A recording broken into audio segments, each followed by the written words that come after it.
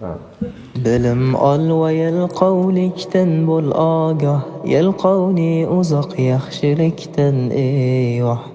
Ilmni talab qil, yalqov bo'lma. Dankasa bo'lma. Nega? Nega dankasa bo'lmaslikni nasihat qilyaptilar? Aytdilarki, yalqovni uzoq yaxshilikdan eyvoh. Unga yaxshilik yetmaydi, dankasaga yaxshilik yetmaydi. U yaxshilikni hidini ham hidlamaydi. Qanday ham uzoqda? Muallif yalqovni uzoq deyaptilar. Ajablanib aytayaptilar. Yaxshilik bilan yalqov ikkalasi tog' bilan bog'da. Bu narsa ba'zi ulamolar buni bilishardi. Shunaqa deb nasihat qilishardi. Kim ilm olmoqchi bo'lsa, tirishish kerak. Agar tirishmasa,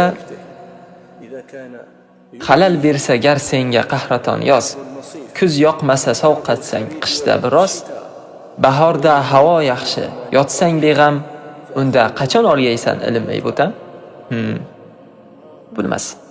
Shayxlarimizdan biri aytardi: oyoqlaringni charchatgin, agar charchasa ilmga olib boradi. Mashaqqatlar qoraymagan yuzlar hech ham porlamagay natijani ko'rib birdam tirishish kerak.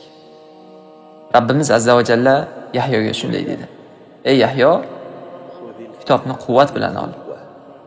Quvvat bilan. Ammo yalqovlik bilan kitobni olish, sust bo'lib olish, kuchsiz olish bu foyda bermaydi. Bunaqa odam vaqtini ketkizgani qoladi, vaqtini zoya qiladi. Shoirlardan biri shu ma'noda mana shunday degan: kitobga bosh eggin, jiddiy jahd bo'lgin, rasulga merosxo'r bo'lgaysan bo'tam, shu sabab kitobni quvvatla olgin, dedi Alloh payg'ambar Yahyoga ham. Ilmga sen yetmoqchisan, qiynamay hech o'zingni, asal hech olasanmi, ari choqmay qo'lingni. Qiyinchilik bo'lishi kerak. Jononni suygan hech mahriga boqmas, asalni istagan aridan qo'rqmas. Qiyinchilik bo'lishi kerak. Yalqovni uzoq yaxshilikdan eyvoh.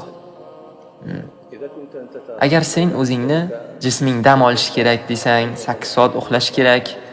Natijada ketidan uxlaganga yarasha nonushta qilish kerak.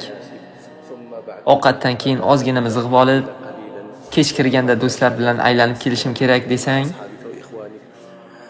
xursand bo'laver.